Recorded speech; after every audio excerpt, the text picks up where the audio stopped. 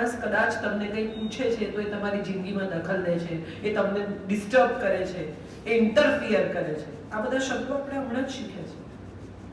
પહેલા તો એવું હતું કે તમારું છોકરું ક્યાંક સિગરેટ પીતું હોય તો પડોશી તમાચો મારી આવે.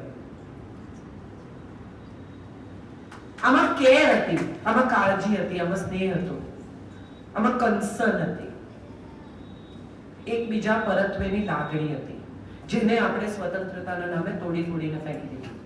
ઇન્ડિપેન્ડન્સ જોઈએ છે લોકોને.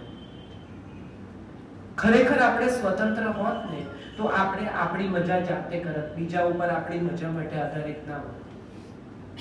સ્વતંત્રતા તો પહેલા ઇમોશનલ આવે, મનથી સ્વતંત્ર થવું પડે. જે સ્ત્રીઓ એમ કે છે ને કે મારે સ્વતંત્ર થવું છે, એ બધી સ્ત્રીઓને હું કહું છું કે બેંકની સ્લીપ ભરતા શીખી જાઓ, ફ્લાઇટની ટિકિટ બુક કરતા શીખી જાઓ, તમારું ઇન્કમ ટેક્સ રિટર્ન, નીલ રિટર્ન પણ જાતે ભરો, તમારા પતિની ઇન્કમ ટેક્સ પોલિસી ક્યાં છે, કઈ છે, શું છે, મેડિક્લેમ ક્યાં છે, કેશલેસ છે કે નહીં, આ બધું જાણો. ગાડી ચલાવતા શીખી જાઓ, ટુ વ્હીલર જાતે ડ્રાઈવ કરો, ગેસનો બાટલો જાતે બદલો. જો આ બધું તમે કરી શકતા હો તો તમે સ્વતંત્ર છો. અમારું તમને સર્ટિફિકેટ છે. ઘરમાં બાળક માંદું પડે અને પતિને ફોન કરવાને બદલે તમે જાતે નિર્ણય લઈને એને પીડિયાટ્રિશિયનને લઈ જઈને દવા લાવીને દવા પીવડાવી શકો તો એમ માનજો કે તમે સ્વતંત્ર છો. તમારે કોઈની જરૂર નથી. આપણે બધા એવું માનીને ચાલીએ પડોશીનો ખપ પડે, પડોશીનો ખપ પડે ત્યારે પડોશીની જરૂર પડે. બાકી જો પડોશી આવીને એમ કે તમારા ઘેર બહુ મોડે સુધી રેડિયો વાગે છે, ધીમો કરો ને તો ગુસ્સો આવે, તો એમાં એને ઇન્ટરફિયર નહીં કરવાનું. હું મને મારા ઘરમાં જેમ ફાવે એમ કરું. અને આપણે ઘેર કોઈ માંદું પડે તો કે પહેલો સગો પાડોશી, બેન ત્યાં માનવા. જરૂર પડે ત્યારે આપણે બધા જ જોઈએ છે.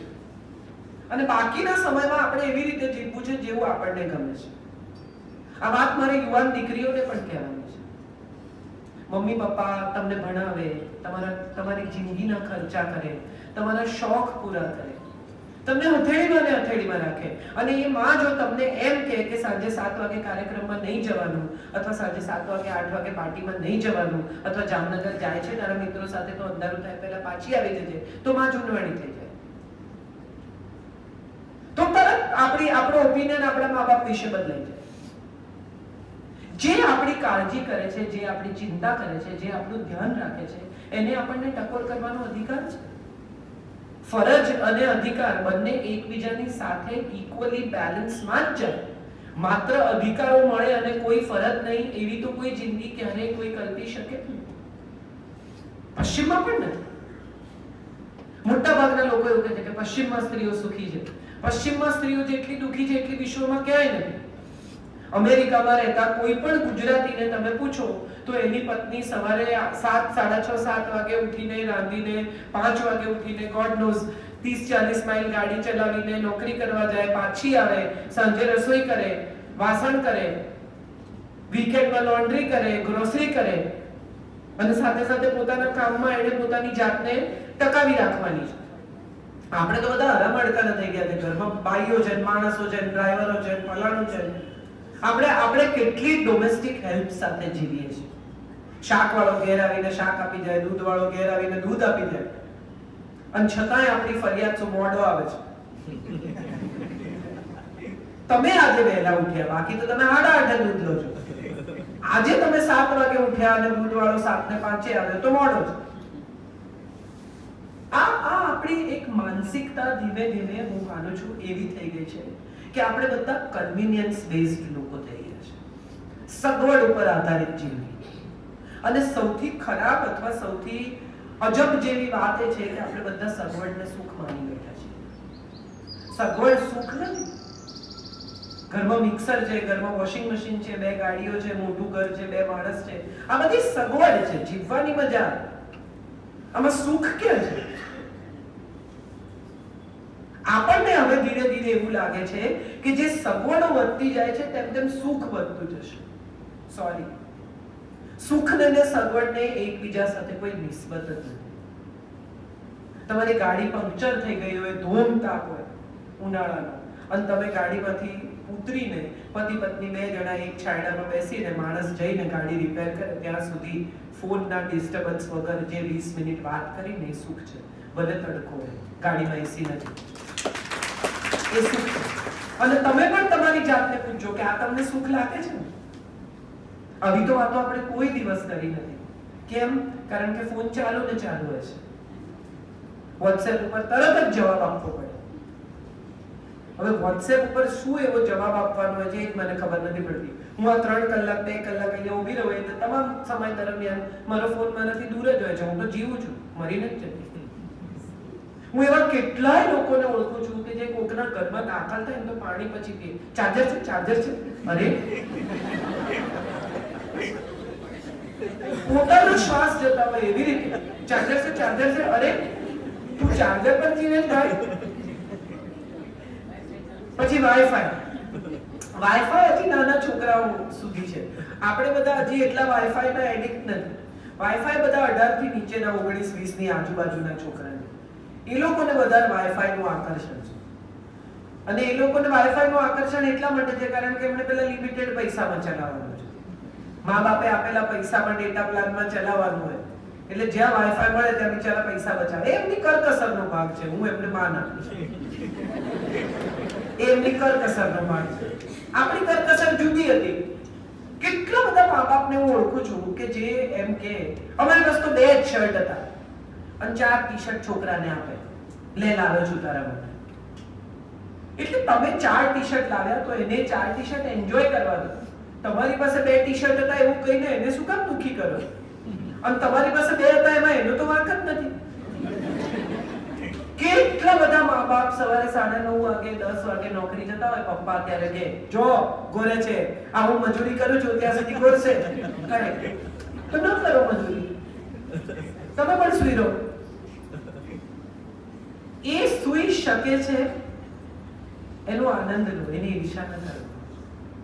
તમે જે નથી માણ્યું એ તમારું સંતાન માણી રહ્યું છે, એ વાતનો આનંદ કરો.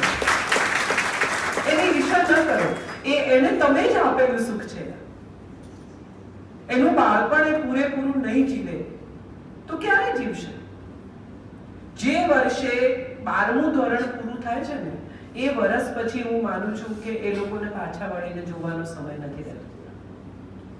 ત્યાં સુધી જ જલસા કરે છે. અને હવે તો ત્યાં સુધી એ મા બાપ કરવા નથી દેતા. 9મા ધોરણથી જ લગભગ એનું બાળપણ પૂરું કરી નાખે.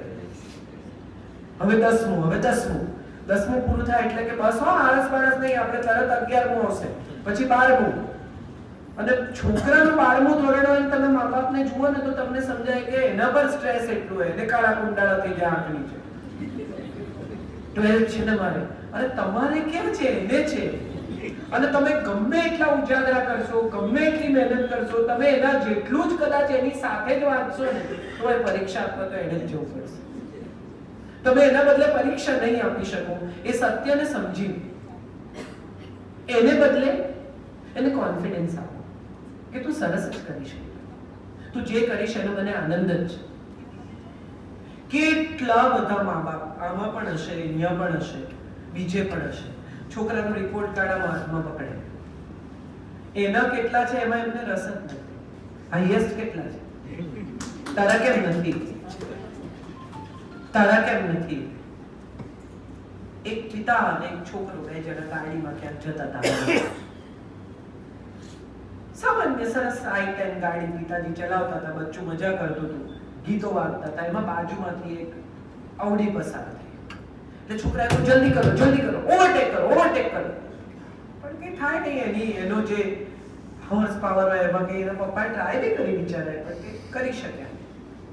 થોડી વાર પછી મર્સિડીઝ પસાર થઈ એટલે છોકરાએ કહ્યું હવે તો કરો, પણ કઈ થઈ નહીં. વળી થોડી વાર રહીને ક્રેટા પસાર થઈ, પપ્પા કઈ કરી શક્યા નહીં. એટલે છોકરો ગુસ્સે થઈ ગયો, તમે ઓવરટેક જ નથી કરતા યાર. એટલે પપ્પાએ કહ્યું બેટા આપણી મોટા હોર્સ પાવરની ગાડીઓ છે, આપણી પાસે નાનકડું બચ્ચું, આપણે આપણી કેપેસિટી પ્રમાણે ચલાવવાની, એક્સિડન્ટ થઈ જાય ખોટું આમ તેમ કરવા જઈએ. એટલે છોકરાએ કહ્યું કે તો પછી મારા ક્લાસના છોકરાઓની સાથે મારી સરખામણી શું કામ કરો છો? દરેકની પાસે પોતાની એક કેપેસિટી છે. આ કેપેસિટીને સાચા અર્થમાં એક્સપ્લોર કરવી એ સ્વતંત્રતા છે. મને બોલતા આવડે છે, બહુ સારી કુક નથી, રાંધી દો, માણસને જમાડી દો, પણ મારા સાસુ ને મારા નણંદ જેવું રાંધે છે એવું નથી રાંધી શકતા. એ લોકો ચેમ્પિયન્સ છે બેટર. મારા નણંદ તો બધી આ કુકરી શોમાં જાય તો કે માઇક્રોવેવ ને ફલાણું રોલ્સ ને બધું જીતી આવે, એટલી બધી સારી કુક છે. એ ચાઇનીઝ વેજીટેબલ્સ અમારે ચાઇનીઝ માટેનું તો આપણે જોઈ લઈએ અને હું મદદ કરવા જાઉં તો કે તમે રહેવા જ દેજો, કેમ કે એને ખબર છે કે હમણાં ઉડાડીશ મોટા મોટા. એ ધીરે ધીરે ધીરે ધીરે આખો દિવસ ચાઇનીઝ માટે વેજીટેબલ્સ અમારે સાંજે ચાઇનીઝ બનાવે ને હું એને એમ કહું કે એ આટલું ખાવું એને માટે આખો દાડો મજૂરી કરવી છે, રેસ્ટોરન્ટમાં જઈને ખાઈ લઈએ, કેમ કે મને શોખ નથી. પણ પ્રોપર્ટીના પેપર સાચા છે કે ખોટા છે, જમીન એને થઈ છે કે નથી થઈ, બીયું છે કે નથી એ મને આવડે છે, એને નથી આવડતું. દરેક પાસે પોતાની આવડત છે. આપણે એ આવડતોને એક્સપ્લોઇટ નથી કરતા, બલકે બીજા પાસેથી એવી આવડતની અપેક્ષા રાખીએ છીએ જે આપણામાં છે.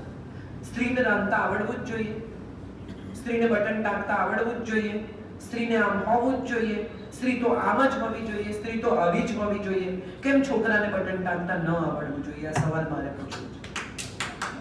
એ શર્ટ નથી પહેરતો, એના શર્ટનું બટન તૂટી જાય એટલે એને ઊંચો કરીને મા બાપને આપી દેવાનું, પત્નીને આપી દેવાનું, જે દેખાય એને આપી દેવાનું કે લો આ શર્ટનું બટન ટાંકીએ.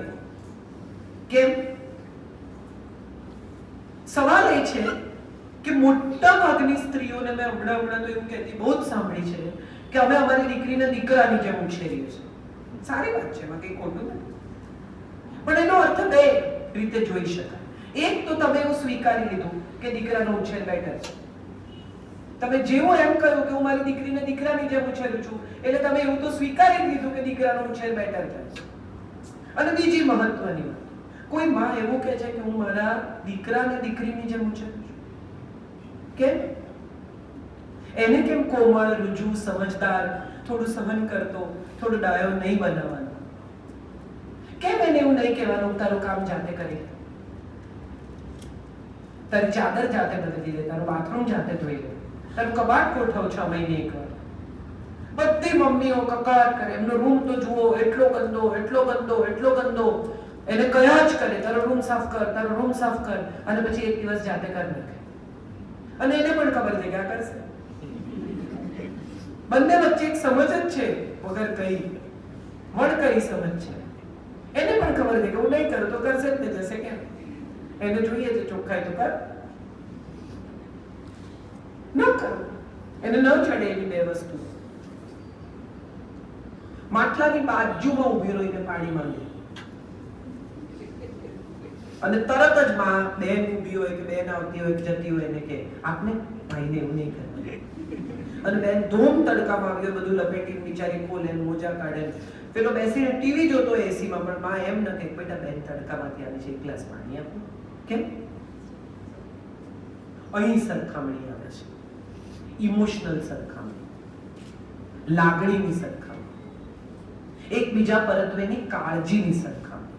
કોણ કેટલું કમાય છે, કોણ કેટલું ભણે છે, કોનું કેટલું બેંક બેલેન્સ છે, કોણે ગાડી ખરીદી, કોણે ઘર ખરીદ્યું, આવી સરખામણી એ નરી બેવકૂફ છે.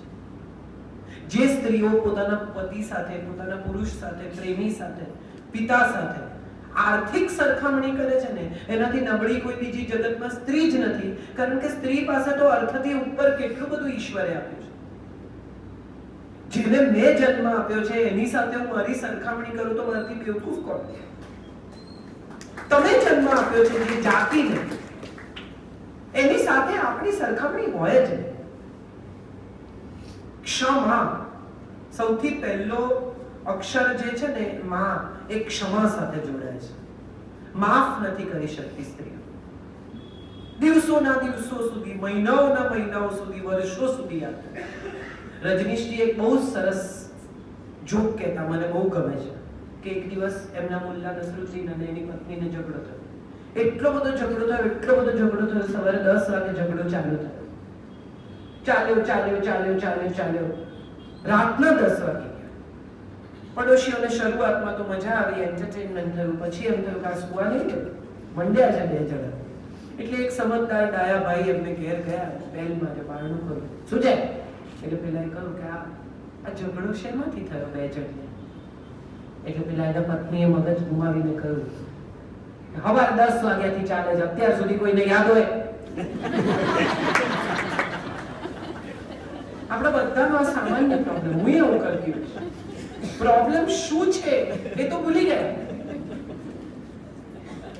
કેટલી બધી સ્ત્રીઓ ફ્રીજ પાસે જઈને ઊભી રહીને કે હું શેની માટે આવી, હા કે ના, કબાટ ખોલીને ઊભી રહે.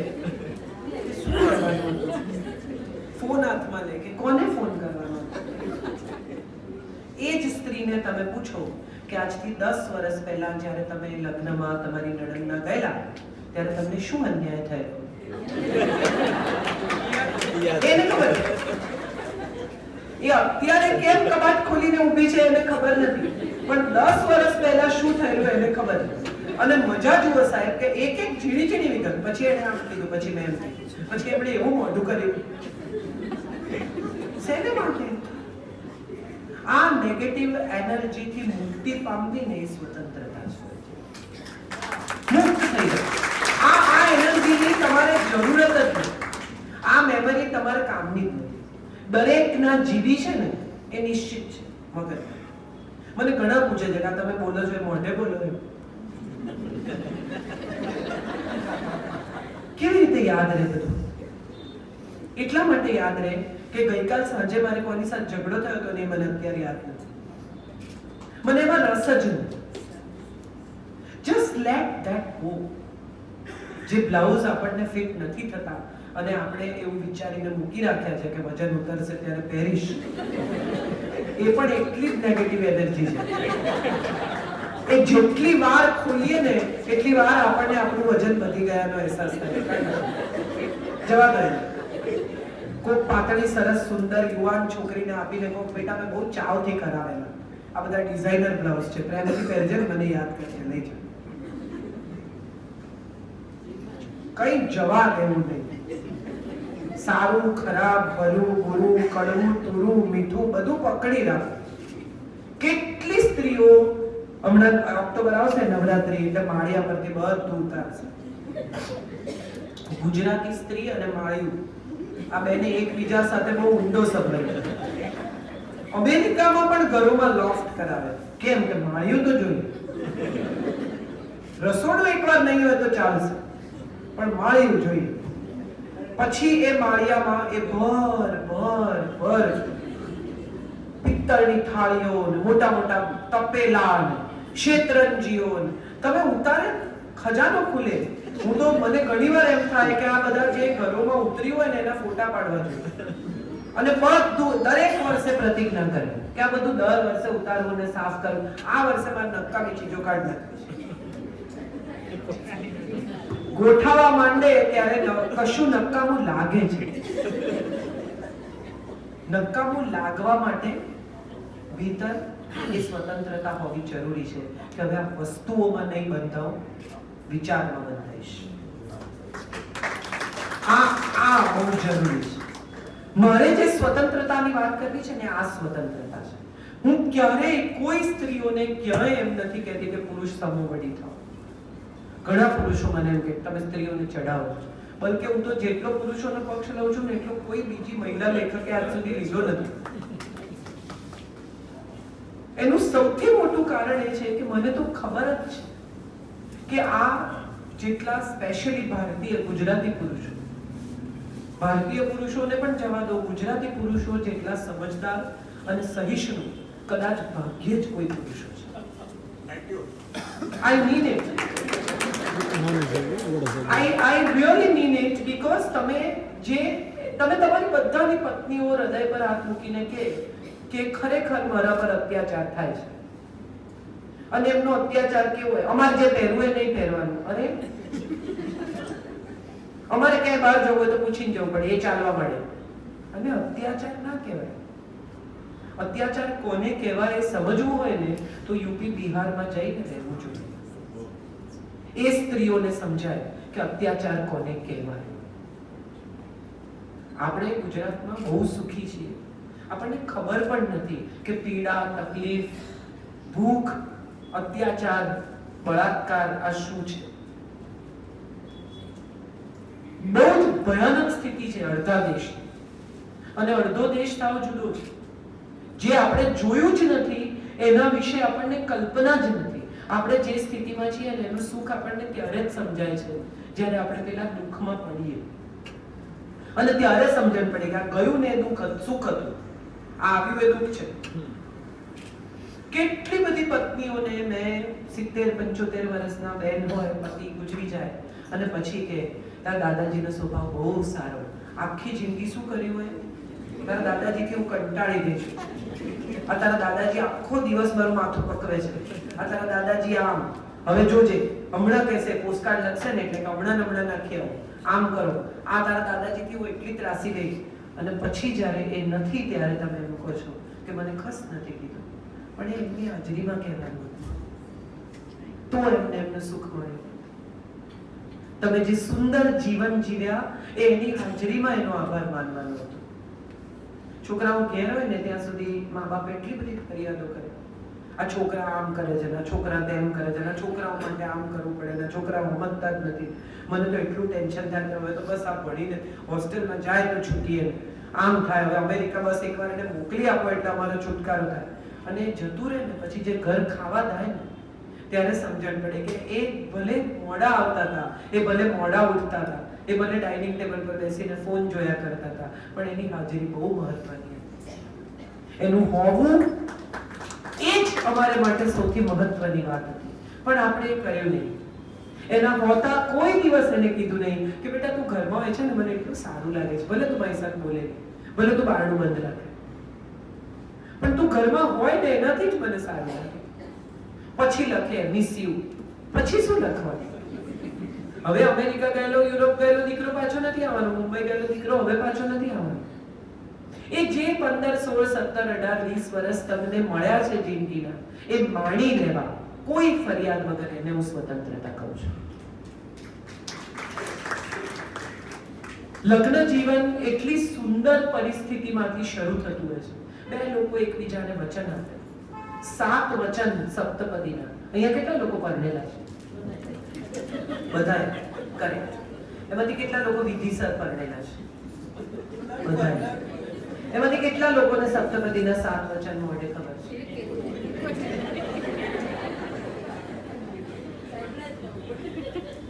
હવે એમ પૂછો કે તમારા કાકીએ શું તમને ચાંદલો કરેલો એ ખબર છે? કોણે ત્રાગુ કરેલું લગ્નમાં? ટિંડોળાના શાકમાં કોપરું નાખ્યું તો એટલું ખરાબ લાગ્યું હતું, એ યાદ છે? એમાં વાંધો નહીં. આખો પ્રસંગ જે 7 વચનો પર ગોઠવાય, એ 7 વચન વિશે સાંભળ્યું નથી, જાણ્યું નથી. ન મા બાપે કોઈ દિવસ બેસાડીને કહ્યું, ન છોકરાઓએ કોઈ દિવસે જાણવાનો પ્રયત્ન કર્યો. મનીષ મલ્હોત્રાને ત્યાં ટ્રોઝો કરાવવો છે એમાં રસ છે, મુંબઈ જઈને ઘાઘરા લઈશ એમાં રસ છે, શેરવાની અહીંયા સીવડાવીશ એમાં રસ છે. પણ મા બાપે જે 4 કલાક, 5 કલાક, 3 કલાક, 2 કલાકનું કાઉન્સેલિંગ કરવું જોઈએ કે દીકરા હવે જિંદગી બદલાશે, તું કોઈને ઘેર જઈશ તો બદલાશે, કોઈ આપણે ઘેર આવશે તો બદલાશે. અત્યાર સુધી બાથરૂમમાં તો 2 કલાક નાયા કરતો હતો, હવે એને કદાચ જવું હશે ને બારણું ઠોકશે. અત્યાર સુધી અમે કોઈ દિવસ તારું બારણું ઠોક્યું જ નથી, તું તારી મેળે જ તારી જિંદગી જીવે છે. હવે એક એવી વ્યક્તિ આવી છે જે તારો હાથ પકડીને આવી છે, એનો સંબંધ અમારી જોડે પણ તારા થ્રુ છે. એની લાગણી, એના ઇમોશન્સ, એની ઈચ્છાઓ, એના ગમા અણગમા, એનો ગુસ્સો પણ સમજજે, ઓળખજે, એને પ્રેમ કરજે. ક્યારેક એનો ગુસ્સો પી પણ જવો પડે. છોકરી પરણે ને ત્યારે એને અખંડ સૌભાગ્યવતી કે વિધિ છે આપણી, એમાં એમ કે શિવ પાર્વતીનું દાંપત્ય મળે. રામ સીતાનું નથી કહેતા, કૃષ્ણ રૂકમણીનો પણ નથી કહેતા, શિવ પાર્વતીનું દાંપત્ય કહે છે. કેમ? એવી કોઈને ખબર છે? જ્યારે પાર્વતી ગુસ્સે થાય છે અને કાલી સ્વરૂપ ધરે છે, ભયાનક ગુસ્સામાં છે, ગળામાં રૂંડની માળ છે, વાળ ખુલ્લા છે, આંખો લાલ, ખપ્પર લઈને કે આજે તો જગતનો વિનાશ કરી નાખો, માં નાખું બધા. અને ત્યારે વિષ્ણુ જાય છે શિવ પાસે કે ભાઈ આ તો તારાથી જ માનશે, અમારે કોઈને તો રોગમાં જ નથી, પેલામાં જ નથી, તો તું જા અને એને રોક. અને શિવ જઈને જુએ છે અને જુએ છે કે આ તો પ્રચંડ ગુસ્સામાં છે, આની સાથે વાતચીત થઈ શકે એવી સ્થિતિ જ નથી. એને રોકી શકાય નહીં. આ તો મને જોશે તો મને ઉડાડી દેશે, એટલો બધો ક્રોધ છે, એટલો પાવર છે. અને આપણે બધા છે ને બહુ વિચિત્ર લોકો છીએ. આપણા ક્રોધમાં બહુ પાવર છે, આપણા પ્રેમમાં પાવર નથી. આ આપણે બધા જ આવા છે. ગુસ્સો કરીએ ને તો કેટલી એનર્જી જનરેટ થાય. પ્લેટો તોડે, કપડા ફાડી નાખે, ફેંકી દે, કાગળિયા ફાડી નાખે, કબાટમાંથી બધું આમ ખેંચી કાઢે. આ બધી તાકાત તમારામાં ક્રોધથી આવે છે. પણ આ તાકાત પ્રેમથી કેમ નથી આવતી?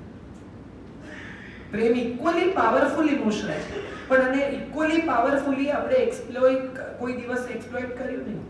ક્રોધને બહુ એક્સપ્લોઇટ કર્યો. હવે મને ગુસ્સો આવશે એટલે તમને ખબર પડે છે કે તમને હવે ગુસ્સો આવે છે, તો કંટ્રોલ કરો. હવે હું પડી જઈશ એવી આ વાત છે. પડી જતા પહેલા અટકી જાઓ. શું કામ તમારે પડી જવું છે? તો શિવ જઈને ઉભા રહે છે કાલીની સામે અને જુએ છે કે આ તો ભયાનક પાવર છે, આની સાથે યુદ્ધ નહીં થઈ શકે. એટલે એના પગ નીચે સૂઈ જાય છે. અને જેવા એના પગ નીચે સૂઈ જાય છે અને કાલી ધક ધક ધક જાય છે અને પતિની છાતી પર પગ મૂકે છે. અને એનો ધબકારો જેવો ઝીલાય છે, ઘણા લોકોને ખબર હશે કે આર્ટરી અહીંથી ના પડે ને તો પગથી લે, ડોક્ટર છે. જેવો એનો પગમાં ધબકારો ઝીલાય છે અને હૃદયનો ધબકારો સંભળાય છે અને જીભ નીકળી જાય છે, મેં મારા પતિનું પર પગ મૂકી દીધું અને બધો ક્રોધ શાંત થઈ જાય છે. જે પત્નીના ક્રોધને કાબુ કરવા માટે એના પગ નીચે સૂઈ શકે ને એવું દાંપત્ય છે. આ એવું દાંપત્ય છે. આમાં કોઈ મોટું નથી, કોઈ નાનું નથી, આમાં કોઈની દાદાગીરી નથી, આમાં કોઈ એકબીજા પર ચડી બેસવાના મિજાજમાં નથી. આવે એને પણ ગુસ્સો આવે અને એને ગુસ્સો આવે ત્યારે એનો ગુસ્સો આપણે કંટ્રોલ કરવાનો, પી જવાનો, સ્વીકારી લેવાનો. હમણાં સચિનભાઈ સરસ મને કીધું, મેં કીધું તમારો ફોટો પાડવો છે? તો કે હમણાં નહીં, અમે 2 માણસ જોડે પાડશું. એટલે મેં કીધું કેમ? તો કે પછી એ ગુસ્સે થાય તો તમારે સમાધાન કરાવવા આવું. તો ના, મને દૂર પડે. મેં કીધું જવા દો, છેક અમદાવાદથી આવવું પડે તો દૂર પડે. સવાલ એ નથી કે ઝઘડો થાય, સવાલ એ છે કે એમના પત્ની વગરે ફોટો પડાવવા માંગતા નથી. આ વાત કેટલી સરસ અને આટલી રુજુતાથી આપણે જોઈ શકતા નથી. કારણ કે આપણે હવે બધું જાડું જાડું, સીધું, કડક, ખરબચડું જ આપણને અનુકૂળ આવે છે. કેટલી બધી રુજુતા હોય છે નાની નાની વસ્તુઓ. મને યાદ છે મારા દાદા દાદી 2 જણા, કઈ ઉંમર હશે, મારા દાદી 70-72 ના, મારા દાદાજી 78 ના. સાયકલ લઈને રોજ જાય, પછી સાયકલ પછી ચાલવા જતા. એ 5:45 ની આજુબાજુ આવે અને 5:45 વાગે આવે એવી મારા દાદીને ખબર હોય 5:45-6 ની વચ્ચે, એટલે ચાનું પાણી મૂકે. નહીં કોઈ દિવસ મોડા પડે, ના આ કોઈ દિવસ મોડા પડે. બંને જણા ઈંચકે બેસીને સાથે ચા પીએ. ખબર નહીં એ શું વાત કરતા હશે. દાદાજી રોજ એમને માટે કંઈક લાવે, કોઈક દાડો ગજરો, કોઈક દાડો સમોસું, કોઈક દાડો કેળું, કઈ નહીં, નાની વસ્તુ કે બહુ વાતમાં બહુ દમ ના હોય, બિસ્કિટનું પેકેટ, કઈ નહીં, એનીથિંગ. 2 જણા બેસે શાંતિથી અને સાંજના અડધો-પોણો કલાક એ લોકો હિંચકા ઉપર ઝૂલે. મેં ભાગ્યે જ એમનું મોઢું હલતું જોયું છે. they barely spoke to each other and still I remember કે ઘરની બધી જ વાત દાદાજીને ખબર હોય અને સગા સાકવા બાકી બધી જે લગ્ન જે કઈ પ્રસંગોની વાત હોય એમાં દાદીને ખબર. એ ક્યારે એક્સચેન્જ થાય છે એ મને તો છે હું મોટી થઈ ત્યાં સુધી કદી ખબર પડી જ નહીં કે ક્યારે આ વાત થઈ જાય છે. મૌનનો પણ સંવાદ હોય છે. હું એવું માનું કે જે સ્ત્રીઓ શબ્દોની મોહતાજ નહીં રહીને આ મૌન વાંચતી થાય ને વધુ સ્વતંત્ર છે. આપણો પ્રોબ્લેમ એ છે કે મને તો કોઈ દિવસ આઈ લવ યુ કીધું જ નહીં. વેલેન્ટાઇન ડે નું કાર્ડ બી આપતા નથી. અરે તો ઉધારના ઇમોશન છે. કોઈકે લખેલું કાર્ડ એ તમને ઉપાડીને આપી દે તો તમને આનંદ થાય છે. એ કોઈક સાંજે વહેલા આવી જાય, વરસાદ પડતો હોય કે વરસાદ પડવાની તૈયારી હોય અને એમ કે ચાલ આટો મારતા આવીએ, એને આપણે પ્રેમ નથી કહેતા. આઈ લવ યુ કહેવાવું જોઈએ તો એને પ્રેમ કહેવાય. આપણે મોહતાજ થઈ ગયા છીએ એક્સપ્રેશનના. સિનેમા, ટેલિવિઝન, જાહેરાતોએ આપણને એ રીતે જિંદગીને જોતા શીખવી દીધી છે. ફૂલ લાવે તો પ્રેમ, મને તમે કહો કે કેટલા પરિવારો એવા છે કે જેમાં પત્ની અમુક પ્રકારનું લોશન વાપરતી હોય તો એ લોશનને કારણે પતિ એક દિવસ સાંજે ઘેર રહે કે બહુ લીસી ચામડી આજે ઘેર રહીશ. આવી કોઈ દિવસ જિંદગીમાં આવું કોઈની સાથે થયું અને છતાં એ જાહેરાત આપણે જોઈએ છે અને એ લોશન લઈ આવીએ છીએ. કેટલા બધા બીજા લોકોથી ડ્રીવન છીએ આપણે એનો વિચાર કરો.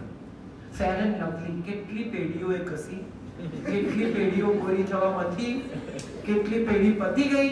હવે એક નવી એડ આવી છે, એ આમ બધા ખસેડીને કહે છે કે ત્વચા કા રંગ નહીં બદલ सकता, તો આ બધા જેને ઘસી એને રિફંડ આપો. સવાલ એ છે કે છોકરી પણ મેં જેમ કહ્યું એમ જોવા જાય ગોરી ઊંચી પાતળી સુશીલ સંસ્કારી બધી જાહેરાતોમાં આવું જોઈએ. મેટ્રિમોનિયલમાં કોઈ એવું કહે છે કે મને એવી છોકરી જોઈએ જેની સેન્સ ઓફ હ્યુમર સરસ, વાતો કરી શકવી જોઈએ યાર, પરિવાર જોડે ભળી જવી જોઈએ, ઘરમાં મજાની જેમ ઢીંગલીની જેમ ફરવી જોઈએ. મને એવી છોકરી નથી જોઈતી કે જે આમ સરસ તૈયાર થઈને, અને મા બાપ પણ ફેશિયલ કરાવે, વાળ સ્ટ્રેટનિંગ કરાવે, આ કરાવે, પછી રજૂ કરે. આવી નવી રહેવાની છે રોજ. 8 દિવસમાં આમ કરીને વાળ ઊંચા બાંધી લેશે. એવી જ બતાવો ને, એવી ગમે તો પ્રેમ. બાકી સજાવેલી ધજાવેલી રૂપાળી તો બધી આપણને ગમે જ છે. જેવી છે એવી રજૂ થાય ને એવી જો તમને ગમી જાય તો જિંદગી સારી જશે. બાકી બહુ મેકઅપ કરેલી સુંદર રૂપાળી એ તો બ્યુટિશિયનની કમાલ છે, એમાં તમે કઈ નથી કર્યું. મને આ વાત બહુ હવે છેલ્લા થોડા સમયથી ખરેખર પીડા આપે છે કે દરેક માણસને સજાવેલા રૂપાળા ફેન્સી વસ્તુઓમાં રસ છે. કોઈને ગિફ્ટ પણ આપવાની હોય ને તો એટલું બધું ગિફ્ટ રેપ કરીને. ગિફ્ટ શું છે? એને કામ લાગે એવી છે ના, એમાં આપણે રિસાયકલ કરી છે. પેલા ફલાણા ત્યાંથી ચાંદીની ડીશ આવી હતી ને આપી દો ને ત્યાં દીકરો આવ્યો, એમાં રિસાયકલ છે.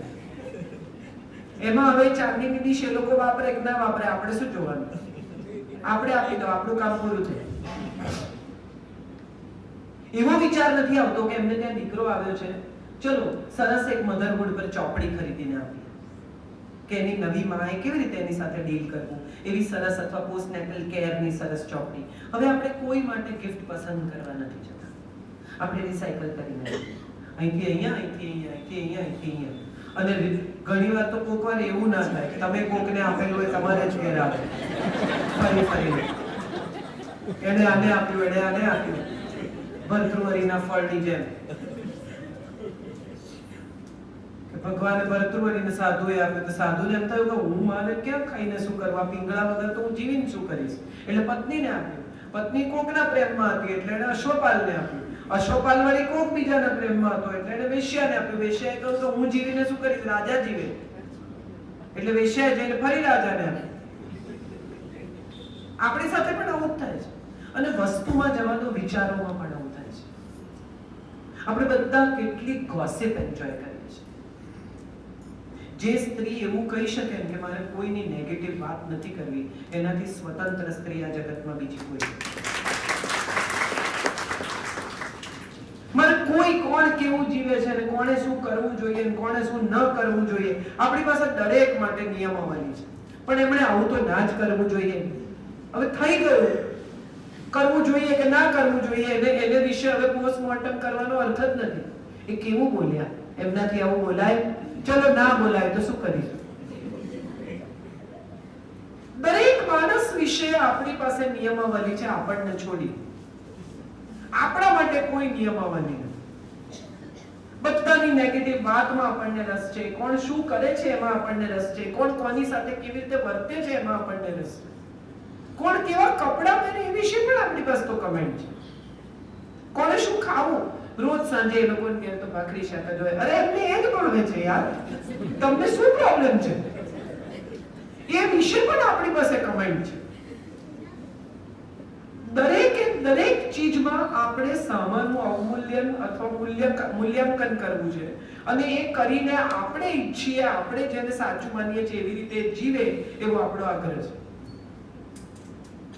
તમે વિચારો આ સ્થિતિ વિશે, તમે વિચારો કે આપણે કેટલા બધા સંકુચિત માનસના થઈ ગયા છે, અને બધા આવા થઈ ગયા છે. આમાં કોઈ એક જણ, કોઈ એક વ્યક્તિ, અમુક ઉંમર, આવું કઈ નથી. મને આ નવી પેઢીના છોકરાઓ એટલે બહુ ગમે. એમની પાસે એટલી બધી વાતો હોય છે કે કોને શું કરવું ને એમાં એમને રસ જ નથી હોતો. એને તમે એમ કહો ને કે તારો ફલાણો ફ્રેન્ડ આટલો હોશિયાર છે, સાયન્સ કેમ નથી લેતો, એની મરજી. મને બહુ ગમે આ એટીટ્યુડ. તો તમે વિચાર કરો, આ પેઢી બહુ સુખી જશે. આઈ ડોન્ટ નો, એને જેમ કરવું એમ. તમે એને એવું પૂછો કે તારી ફ્રેન્ડ જે આવે છે એટલી ડાર્ક છે, કેવી લાલ લિપસ્ટિક લગાડે છે, oh she likes it. You have nothing to do with it. She likes it. એને પહેરવી છે, એને કરવું છે, એને આમ જીવવું છે. મારે એમાં કંઈ નથી કહેવાનું. જો મને એની સાથે નથી ફાવતું તો મને વિડ્રો થઈ જતા આવડે છે. આ પેઢી પાસે એક અદ્ભુત શબ્દ છે, બ્રેકઅપ. એની આગળ જઈને ડમ્પ કરે છે. એને મેં ડમ્પ કરી દીધો.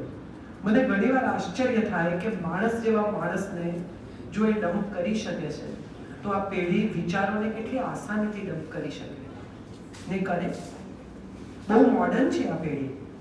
હું ઘણીવાર વિચારું તો મને એમ થાય કે તમે આ પેઢીને જુઓ ને તો તમને સમજાશે કે એ લોકો કશાય બોજ વગર જીવે છે. એમના ખભે ગઈકાલનો બોજ નથી. ગઈકાલે લડ્યા હોય અને આજે ફોન કરીને કે શું bro,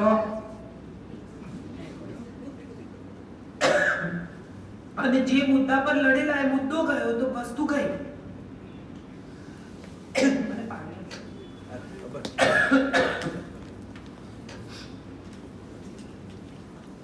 thank you so much.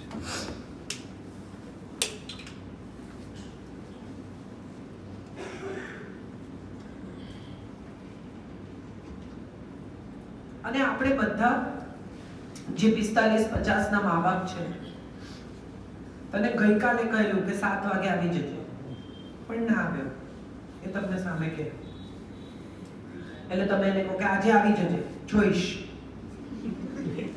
A commit કરતા જ નથી. આપણે કેવા કેવા વચનો આપેલા આપણા મા બાપને, મને એકે ન પાડ્યા. એને બદલે આ છોકરા વચન આપતા નથી અને પાડતા નથી. એને પાડવાનો બોજ જ નથી, અને છતાંય તમે જો જોઈશ કહીને કહેલું બાળક છે ને, એને તમે 5:30 ફોન કરજો કે બેટા મને ઠીક નથી લાગતું, ઘરે આવી જાઓ મમ્મી. કોઈ વચન આપ્યા વગર પણ એ પેઢી પાડે છે. આપણને લાગે છે આવા કપડાં પહેરે છે ને, આમ કરે છે ને, આવું ખાય છે. એ પિઝા ખાય છે કારણ કે આ પેઢી જુદા પ્રકારના ફૂડ સાથે જોડાયેલી પેઢી છે. એ મેગી ખાય છે કારણ કે મેગી હવે મળે છે, આપણે નાના હતા ત્યારે નહોતી મળતી. એ વેબ જુએ છે, એ ટીવી પણ નથી જોતું. હવે તો આખી પેઢી એટલી અદ્ભુત છે તો વેબ જુએ છે. કેમ? કારણ કે એમાં ફ્રીડમ છે સાહેબ.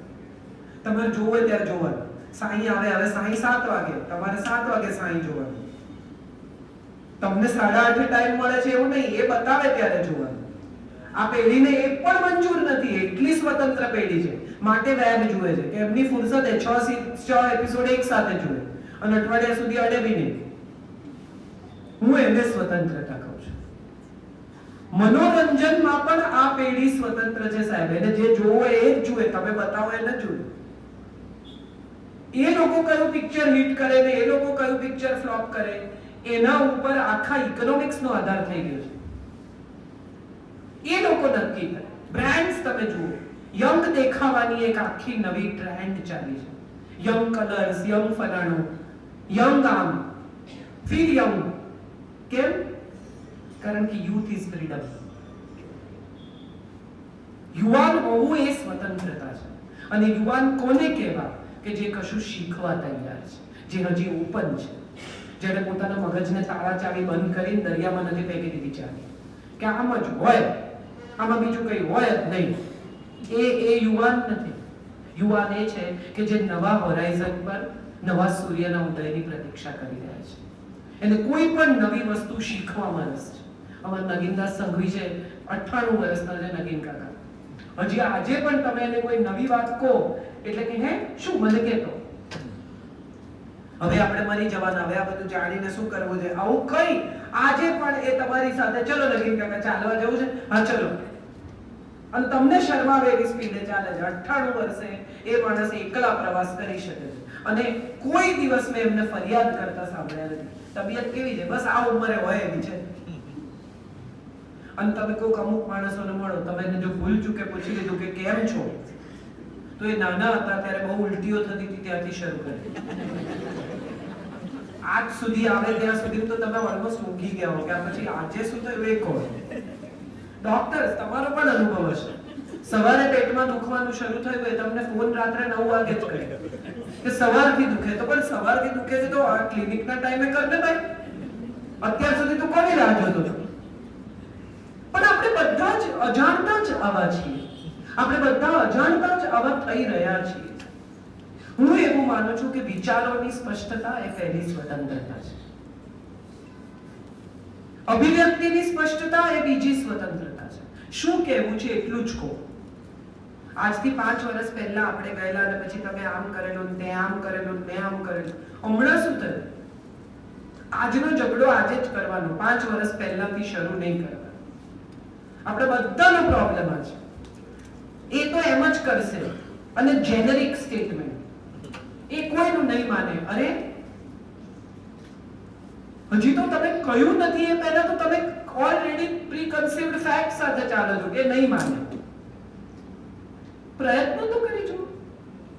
પ્રયત્ન કરવાની પૂરેપૂરી નિષ્ઠા હોવી ને ત્રીજી સ્વતંત્રતા છે. Keep trying, don't lose hopes. આપણે બધા આવી જગ્યાઓએ ફસાયા છીએ. હોપ છોડી દીધી છે, અભિવ્યક્તિઓ છોડી દીધી છે. તમને શું ગમે છે? રંગોળી કરવી ગમે છે તો દિવાળીની રાહ નહીં જોવાની. If that makes you happy, બેસીને રંગોળી કરો 1 કલાક જિંદગીનો તમારો. જો તમને આર્ટ કરીને સારું લાગતું હોય, તમારું સ્ટ્રેસ ઓછું થતું હોય તો કરો. એમાં દિવાળીમાં જ થાય એવું કોણે ક્યાં લખ્યું છે? તમને સારા કપડાં પહેરવાનું મન થાય છે, પહેરો. અમેરિકામાં, ન્યુયોર્કમાં આટલી ઠંડીમાં છોકરીઓ આટલી શોર્ટ્સ પહેરીને નીકળે અને આપણને એમ થાય કે કઈ રીતે આવા કપડાં પહેર્યા છે? આપણે તો જેકેટ ને કોટમાં ઠઠરતા હોઈએ. એને મજા આવે છે. એને એના સમરના કોઈ કપડાં નથી, એના ઠંડીના કોઈ કપડાં નથી, એના મિજાજના કપડાં છે. આ અભિવ્યક્તિની સ્વતંત્રતા છે. માટે એ દેશ તમને ગમે છે. કેમ? કારણ કે સ્વતંત્ર છે. તો અહીંયા થાવ ને, બહાર જઈને શું કરવા સ્વતંત્ર થાવ? અહીંયાથી આપણા છોકરાઓ ત્યાં ભણવા જાય કે રેસ્ટોરન્ટમાં કામ કરે છે, એકદમ મેચ્યોર થઈ ગયો, તો અહીંયા કરે ને. અહીંયા કેમ નથી કરતો? વિદેશ જઈને આ જ છોકરા વાસણ ધુએ રેસ્ટોરન્ટમાં, આ જ છોકરા ઓર્ડર લે, આ જ છોકરા વોલમાર્ટમાં કામ કરે, આ જ છોકરા કોકની સાથે બીજા કામો કરે, પેટ્રોલ સ્ટેશન પર કામ કરે. અહીંયા ન કરે. કેમ? અહીંયા આવે છે સમાજ. સ્વતંત્રતાની વાત પૂરી થઈ, હવે હું સમાજની વાત કરું.